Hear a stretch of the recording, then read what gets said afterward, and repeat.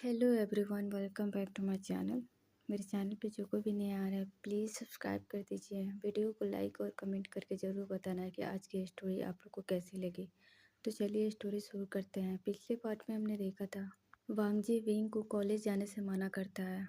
तो विंग वांगजी की बात करते हुए कहता है कि उसे इमरजेंसी में बुलाया गया है तो उसे जाना होगा। ये बोलकर विंग लैन सिचेन के साथ कॉलेज के लिए निकल जाता है। विंग जब कॉलेज जाता है तो जेंगचेंग से मिलता है। जेंगचेंग वे से कहता है, विंग तुम्हें कॉलेज आने की क्या ज़रूरत थी? तुम्हें तो इस वक्त आराम करना चाहिए। विंग जेंगचेंग को घूरते हुए कहता है, तुम्हें कैसे पता कि मैं कॉलेज आने वाला था? विंग की बात सुनकर जेंगचेंग हंकलाते हुए कहता है, वो मैंने तुम्हारा हालचाल पूछने के लिए लैन सिचेन को कॉल किया था, तो उन्होंने ही बताया कि तुम कॉलेज आ रहे हो। विंग जेंगचेंग के घूरते हुए कहता है, तुम उन्हें गगा कह सकते हो क्योंकि मैं भी उन्हें गगा ही बुलाता हूँ। जेंगचेंग गगा शब्द सुनते ही उसका दिमाग ही ब्लैंक हो जाता है। विंग के बारे में सोचकर जेंगचेंग के मन में काफ़ी सारे सवाल घूम रहे थे कि विंग को उसके और सिचेन के रिश्तों के बारे में पता चलेगा तो विंग कैसा रिएक्ट करेगा या फिर घर वाले कैसा रिएक्ट करेंगे। जेंगचेंग ने कभी सोचा भी नहीं था कि विंग ऐसा कुछ भी कहेगा। जेंगचेंग के मन में इस वक्त हजारों सवाल घूम रहे थे। जब उसके बारे में उसके फैमिली को पता चलेगा तो सबका रिएक्शन कैसा होगा। जेंगचेंग के सोच से विंग बाहर लाते हुए कहता है, अच्छा चलो जेंगचेंग, तुम्हें सिचेन को जो बुलाना है वो बुलाना, पर अभी के लिए चलो यहाँ से, क्लास भी तो अटेंड करना है। तभी वहाँ नीहोशांग आता है। वो तीनों मिलकर क्लास के लिए चले जाते हैं। अब हमें शाम का वक्त दिखाया जाता है। विंग किचन में मैडम लैन के साथ डिनर तैयार कर रहा था। तभी किचन में लूसी आती है। वो उन दोनों को काम करते हुए देखती है तो कहती है, विंग तुम इसे दे दो, मैं इसे कर दूँगी, तुम जाओ जाकर आराम करो। विंग लूसी को इग्नोर करते हुए कहता है, लूसी तुम यहाँ की गेस्ट हो और हमारे मम्मी कहती है कि हमें अपने गेस्ट से कोई हेल्प नहीं लेनी चाहिए। जब लूसी विंग की बात सुनती है तो उसे बहुत बुरा लगता है, तो वो वहाँ से अपने रूम में चली जाती है। विंग एक नज़र लूसी को जाते हुए देखता है और अपने मन में कहता है, लूसी तुम्हें ये समझना होगा कि मेरा हस्बैंड सिर्फ और सिर्फ मेरा है। तुम्हें अब हमारी लाइफ से जाना चाहिए। मुझे पता है तुम यहाँ क्यों रुकी हो, तुम यहाँ वांगजी के लिए रुकी हो ना, तो मैं भी देखता हूँ कि तुम यहाँ कितने दिनों तक रहती हो। विंग ये सब अपने मन में सोचता है क्योंकि विंग हमेशा चाहता था कि लूसी यहाँ से चली जाए। विंग को अच्छा नहीं लगता था कि लूसी की कोई तारीफ़ करे और उसे कोई इग्नोर करे। विंग और मैडम लैन मिलकर दोनों डिनर तैयार कर लेते हैं और मैडम लैन अपने कमरे में फ्रेश होने के लिए चली जाती है। विंग भी डिनर टेबल पर रखकर वांगजी को बुलाने चला जाता है। विंग जब अपने रूम में जाता है तो देखता है वांगजी शावर ले रहा है। विंग वहाँ से बालकनी में चला जाता है। करीब आधे घंटे बाद वांगजी बात लेकर आता है तो देखता है रूम लॉक है, पर विंग उसे कहीं नज़र नहीं आ रहा था। वांगजी उस रूम में इधर उधर देखता है, फिर उसकी नज़र बालकनी में जाती है। वांगजी थोड़ा आगे बढ़कर देखता है विंग काउच पर अपने घुटनों में सर छुपा कर बैठा था और वो रो रहा था। वांगजी विंग के पास जाता है और उसके कंधे पर हाथ रखता है। वांगजी के ऐसा करने से विंग एक बार के लिए डर जाता है। विंग अपना सर उठाकर वांगजी को देखता है तो विंग कुछ नहीं कहता है। विंग फिर से अपना सर नीचे झुका लेता है तो वांगजी विंग के पास बैठते हुए कहता है, विंग क्या हुआ? मैं तुम्हें सुबह से देख रहा हूँ, तुम मुझे इग्नोर क्यों कर रहे हो? तुम मेरी कोई भी बात सुनने के लिए तैयार नहीं हो। वांगजी इसके आगे कुछ कह पाता। विंग अपनी गुस्से भरी आंखों से वांगजी को घूरता है तो वांगजी चुप हो जाता है। वांगजी विंग को देखकर समझने की कोशिश कर रहा था। वांगजी विंग को खींचकर अपने गोद में बिठा लेता है। वांगजी के ऐसा करने से विंग वांगजी की पकड़ से छूटने की कोशिश करने लगता है, लेकिन वांगजी फिर भी विंग को नहीं छोड़ता। वो और कस के पकड़ लेता है, तो विंग हार मान जाता है और रोने लगता है। इस बार विंग की रोने की आवाज़ तेज बढ़ गई। वांगजी विंग की ऐसे रोने की वजह से इरिटेट हो रहा था। वांगजी विंग का फेस अपने तरफ करते हुए कहता है, तुम्हें क्या हुआ है? क्या तुम्हें किसी ने कुछ कहा है? विंग चुप हो जाता है। अगले ही पल विंग का गुस्सा अपने आप बाहर आ जाता है। विंग अपने हाथों से वांगजी की चेस्ट पर मारने लगता है। विंग के ऐसा करने से वांगजी विंग को नहीं रोकता है। वो करने देता है जो वो कर रहा था। जब विंग का गुस्सा थोड़ा कम हो जाता है तो वांगजी विंग का हाथ पकड़ते हुए, अब बताओगे भी क्या हुआ है? तो विंग अपने आंखों से आंसू पोंछते हुए कहता है, क्या आप मुझसे प्यार करते हो? विंग की बात सुनकर वांगजी एक पल के लिए चुप हो जाता है। वांगजी को चुप देखकर विंग के आंखों में आंसू आ जाते हैं। वांगजी विंग से कहता है, मैंने इस बारे में तुम्हें पहले ही बता दिया है। विंग, तुम मेरी लाइफ के फर्स्ट एंड लास्ट हो। तुम वो आखिरी शख्स हो जिसके साथ मैं अपनी पूरी लाइफ बिताना चाहता हूँ। मैं अपना बुढ़ापा भी तुम्हारे साथ बिताना चाहता हूँ। विंग वांगजी की बात सुनता है तो वांगजी की आंखों में देखने लगता है, तो वांगजी विंग को ही देख रहा था। विंग की आंखों में आंसू थे। वो बस वांगजी की तरफ देख रहा था। वो वांगजी के देखते हुए कहता है, क्या मैं खूबसूरत नहीं हूँ? वांगजी, तुम बहुत खूबसूरत हो विंग। तुम्हें किसने कहा कि तुम खूबसूरत नहीं हो? तुम बहुत खूबसूरत हो। तो विंग कहता है, क्या मैं आपको हॉट एंड सेक्सी नहीं दिखता? ये सब बोलते हुए विंग वांगजी को आंखों में देख रहा था। वांगजी चुप होकर विंग के आंखों में देख रहा था। विंग के आंखों में इस वक्त आंसू थे। तभी विंग फिर से कहता है, क्या मैं आपको खुश नहीं रख सकता? क्या मैं अच्छा खाना नहीं बनाता? क्या मैं आपको सेटिस्फाई नहीं कर सकता? विंग इतना ही बोल पाया था। वांगजी विंग के लिप्स पर अपना फिंगर रख देता है और थोड़ा गुस्से में कहता है, ये तुम क्या बोल रहे हो? तुम्हें समझ में आ रहा है कि तुम क्या बोल रहे हो? तभी विंग कहता है, जब कोई और डिनर बनाता है या ब्रेकफास्ट लंच कुछ भी बनाता है तो आप उसकी तारीफ़ करते हो। जब मैं बनाता हूँ तो आप कुछ भी नहीं बोलते हो। आपको पता है, मुझे कुछ भी बनाना नहीं आता था क्योंकि मैं अपने फैमिली का लाडला था, इसलिए कभी किसी ने मुझे काम नहीं करने दिया।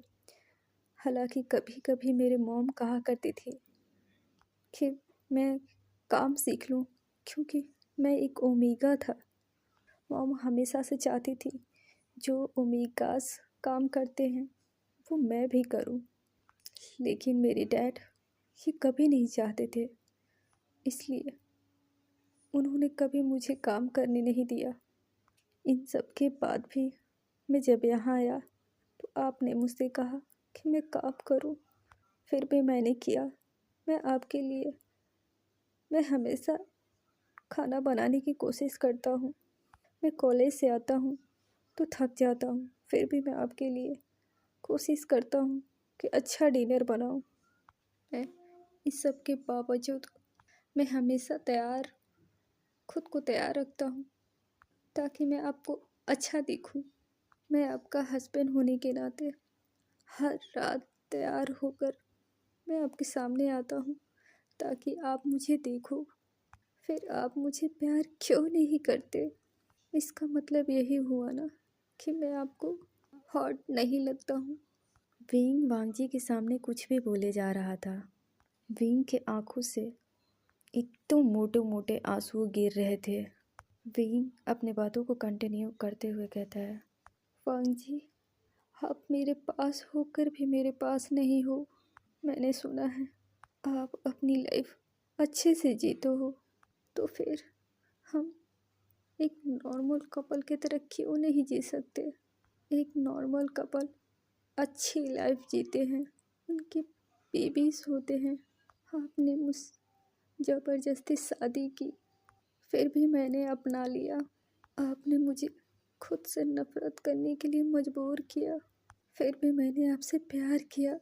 आप मेरे सामने किसी को बेरहमी से मर्डर किया ताकि आप मेरे मन में अपने लिए डर पैदा कर सको।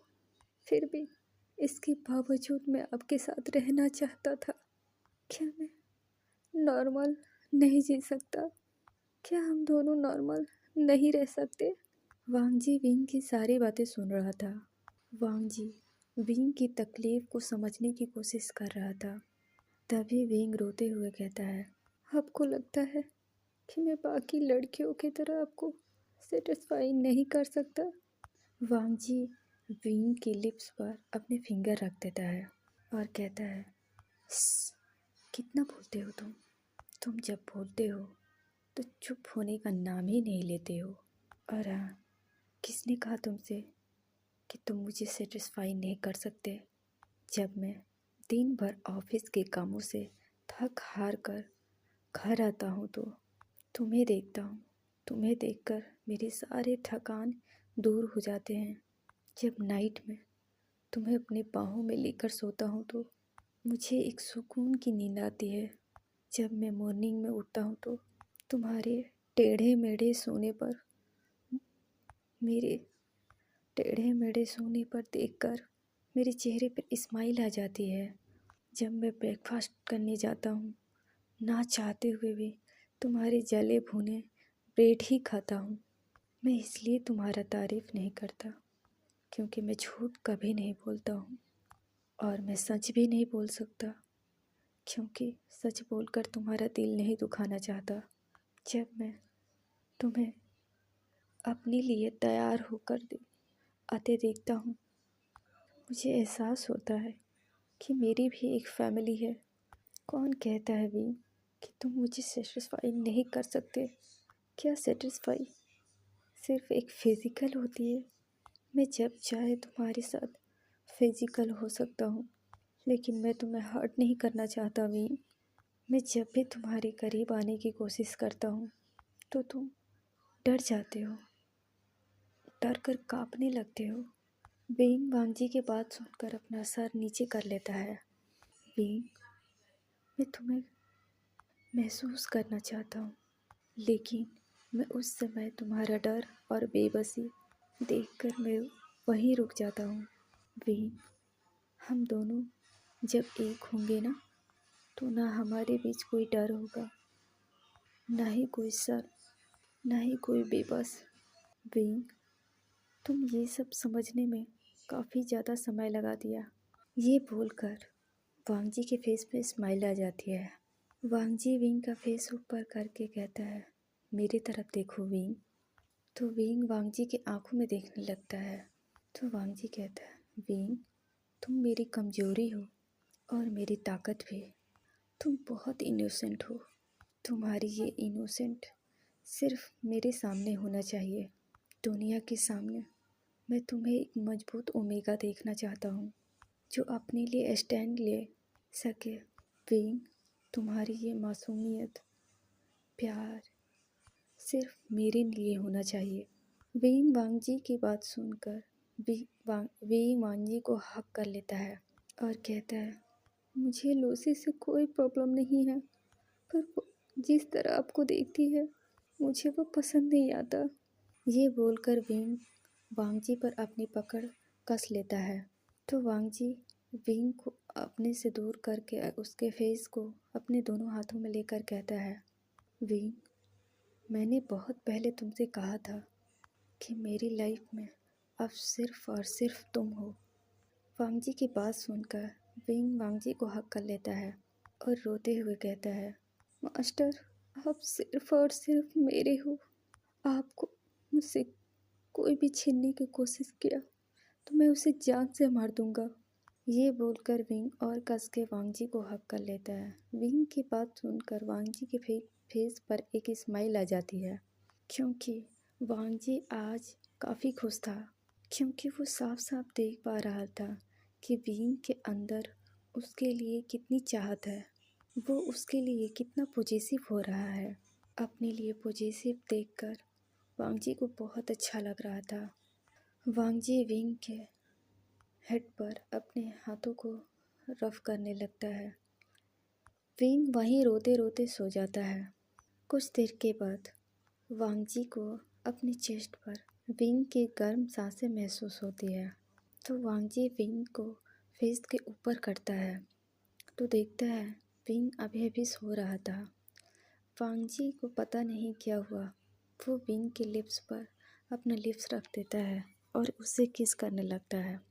विंग को नींद में जैसे ये एहसास होता है तो वो अपनी आंखें खोलकर वांगजी को देखने लगता है, क्योंकि वो पूरे तरह से सोया नहीं था। उसकी नींद अभी अभी लगी थी, इसलिए वांगजी के ऐसे एक्शन से उसकी नींद खुल गई। विंग भी वांगजी के किस का रिस्पॉन्स देने लगता है। जब वांगजी को ऐसा फील होता है तो वो किस करते हुए स्माइल करता है और अपने आंखों को खोल कर देखता है तो विंग अपने आंखें बंद करके वांगजी को किस कर रहा था। विंग इस वक्त वांगजी को अग्रेसिव किस कर रहा था। वो किस कम और बाइट ज़्यादा कर रहा था। अब विंग के आंखों से आंसू आ रहे थे। जब दोनों को सांस लेने में प्रॉब्लम होती है तो वो दोनों को एक दूसरे से अलग होते हैं। वांगजी विंग के आंखों में आंसू देखता है तो उसे पूछते हुए कहता है, क्या हुआ विंग? तो विंग कोई जवाब नहीं देता है। तो वांगजी थोड़ा तेज आवाज़ में कहता है, मैंने पूछा क्या हुआ? वांगजी की इतनी तेज आवाज़ सुनकर विंग रोते हुए कहता है, आप मुझे छोड़कर तो नहीं जाओगे ना? आप हमेशा मेरे पास रहोगे ना? आप हमेशा मेरे साथ मेरे बन के रहोगे ना? आप मुझसे दूर कभी मत जाना। मुझे हमेशा डर रहती है कि आप मुझे छोड़कर चले जाओगे। मैं आपसे बहुत प्यार करता हूँ, बहुत प्यार। और आप मुझे छोड़कर चले जाएंगे तो मैं अपने आप को मार दूंगा। विंग लगातार ये सब बोले जा रहा था। विंग वांगजी को लेकर काफ़ी ज़्यादा डरा हुआ था, क्योंकि उसे लगता था कि वांगजी कहीं ना कहीं उसे छोड़ देगा। वांगजी विंग को एक दिन छोड़ देगा। विंग को इसी बात की डर लगी रहती थी कि कहीं वांगजी उससे दूर ना हो जाए। वांगजी विंग के फेस को अपने हाथ में लेकर कहता है, मैं तुम्हें कभी छोड़कर नहीं जाऊंगा। मैं हमेशा तुम्हारे पास रहूँगा, चाहे कुछ भी हो जाए। मैं हमेशा तुम्हारे साथ रहूँगा और मैं तुम्हें सबसे प्रोटेक्ट करूँगा। मेरी तरफ देखो, मैं अपनी पूरी लाइफ तुम्हारे साथ रहना चाहता हूँ। और हाँ, तुम अपने दिमाग में बिठा लो, मैं तुम्हें कहीं छोड़ के जाने वाला नहीं हूँ और ना ही तुम्हें जाने दूँगा, चाहे कुछ भी हो जाए। विंग से सकते हुए वांगजी को देखकर कहता है, क्या सच में आप मुझे छोड़ के कभी नहीं जाओगे ना? ये बोलते हुए वांगजी को देख रहा था। वांगजी अब कहता है, नहीं, मैं अपनी विंग को छोड़कर कहीं नहीं जाऊंगा। तो विंग एक फनी स्माइल देता है वांगजी को। तो वांगजी विंग को कहता है, सो क्यूट, तुम बहुत क्यूट लग रहे हो। देखो, तुम इसी तरह स्माइल करोगे तो मुझसे कंट्रोल नहीं होगा। अब चलो अपने दांत को दिखाना बंद करो और सो जाओ। विंग वांगजी के सर पर कंधे पर अपना सर रख देता है और सो जाता है। वांगजी वहीं बैठकर विंग की सारी कही हुई बातों को सुन रहा था और उसके बैक पर रफ कर रहा था, क्योंकि विंग वांगजी की गोद में था। अब हमें थोड़ी देर पहले का सीन दिखाया जाता है। विंग और वांगजी जब दोनों आपस में बात कर रहे थे तो लैन सिचेन किसी काम से वांगजी से मिलने आ रहे थे, लेकिन जब उन्होंने विंग का बात सुना तो वो खड़े होकर विंग की सारी बात सुनने लगे। लैन सिचेन विंग की बात सुनकर अब विंग के लिए उन्हें बहुत बुरा लग रहा था। लैन सिचेन जब इनकी बात ख़त्म होती है तो वो अपने रूम में चले जाते हैं और वांगजी को एक मैसेज टाइप करते हैं। जब वांगजी अपने फ़ोन को देखता है तो लैन सिचेन का मैसेज था। वो लैन सिचेन का मैसेज टाइप देखता है तो एक गहरी सांस लेता है और विंग की तरफ देखता है जो सो चुका था। वांगजी उसे कैरी करता है और बेड पर लाकर सुला देता है।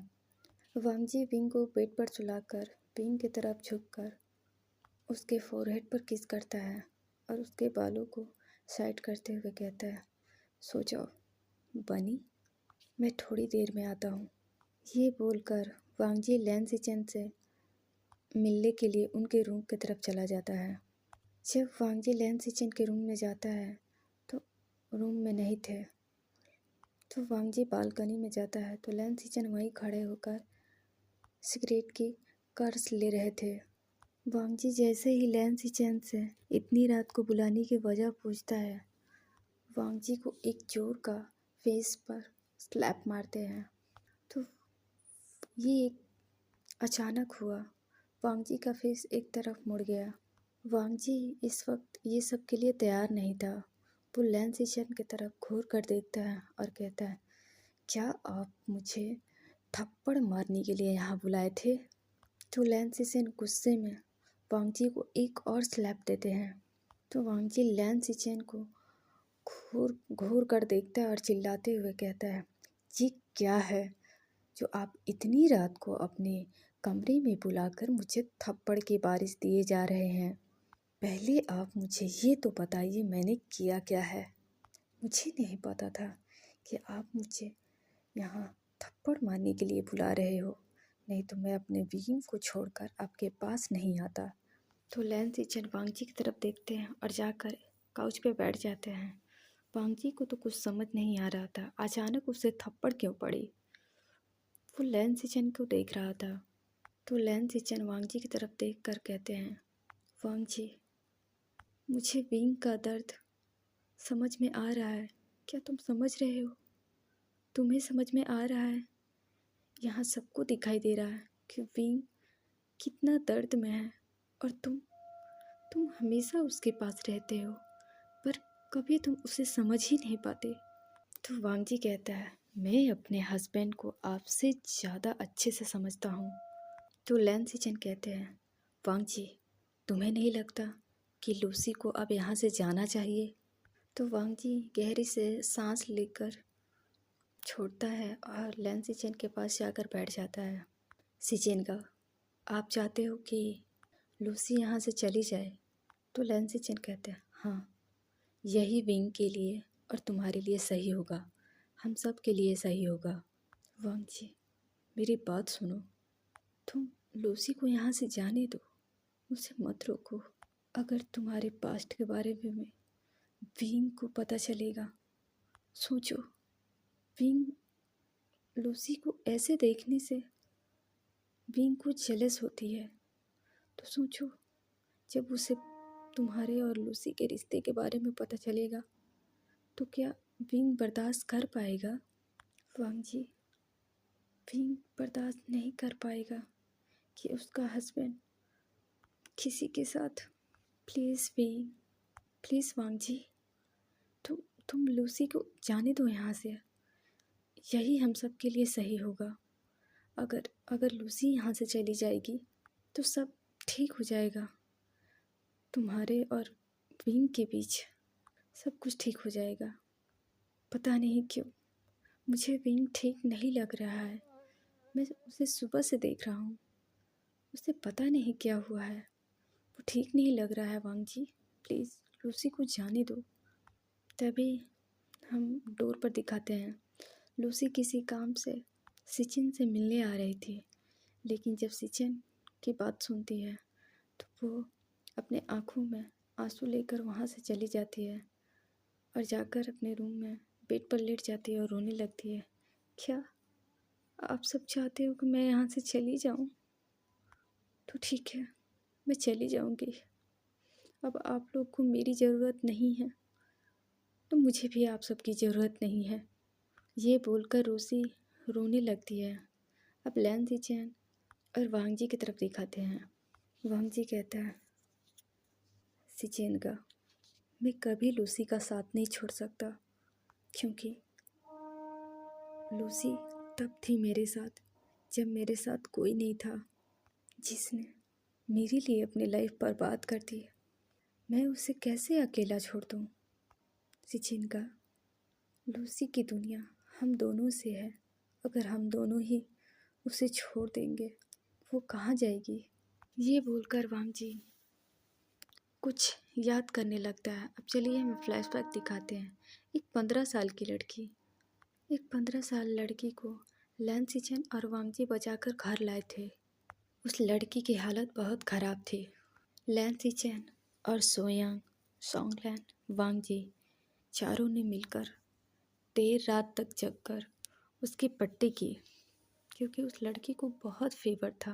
वो लड़की कोई और नहीं, लूसी थी। उन चारों ने मिलकर लूसी का बहुत ख्याल रखा। जब सुबह हुई तो लूसी उठी। उन चारों को देखकर डरने लगी, क्योंकि उसे लगता था ये भी बाकियों की तरह हैं। वांगजी लूसी को रिलैक्स करते हुए कहता है, तुम ठीक हो? तो लूसी डरते हुए वांगजी को देख रही थी। वो अपना हाँ में सिर हिलाती है। तो लैन सिचन कहते हैं, तुम पहले से बेहतर हो ना? क्या हम फिर से डॉक्टर को बुलाएं? तो लूसी ना में सिर हिलाती है। तो सोयांग कहता है, हाय, मैं सोयांग हूँ, तुम्हारा नाम क्या है? तो लूसी कहती है, मेरा नाम लूसी है। तो सोयांग कहता है, आज से हम 4 नहीं 5 फ्रेंड हैं। आज से हम पाँचों एक साथ रहेंगे। तुम भी हमारे साथ रहोगी ना? तो लूसी के आंखों में आंसू आ जाता है। वो कहती है, आपको कैसे पता कि मैं अकेली रहती हूँ? तो सॉन्गलैन कहता है, क्योंकि तुम्हारी हालत देखकर ही लगता है कि तुम अकेली हो, और हम लोग जब तुम्हें ला रहे थे तभी हमने तुम्हारे बारे में पता कर लिया था। तो लूसी रोने लगती है और कहती है, मैं अनाथ हूँ, मेरा कोई नहीं है, सब मुझे bully करते हैं। तो वांगजी गुस्से में कहता है, आज के बाद से तुम्हें कोई bully नहीं करेगा, क्योंकि आज के बाद से हम चारों तुम्हें प्रोटेक्ट करेंगे। ये बोलकर चारों लूसी को हक कर लेते हैं, और लूसी भी। तब से आज तक पांचों एक साथ रहते थे। जब लैन सिचेन को ये सारी बातें याद आता है तो उनके आंखों में आंसू आ जाते हैं। उन्हें अपनी गलती की रियलाइज़ होती है कि उन्होंने क्या कर दिया। अपने गुस्से में आकर वो लूसी को भला बुरा बोल रहे थे। लैन सिचेन वांगजी को हक करके रोने लगते हैं और कहते हैं, सॉरी वांगजी, मैंने लूसी को गलत समझा। मैंने ये सब सोचा ही नहीं, क्योंकि विंग को रोता हुआ देखकर मैं ये सब भूल गया था कि जिसे मैं अपनी ज़िंदगी से निकाल रहा हूँ उसे मैंने खुद अपनी ज़िंदगी में लाई थी। वो खुद नहीं आई थी, हमने उसे अपनी ज़िंदगी में लाए थे।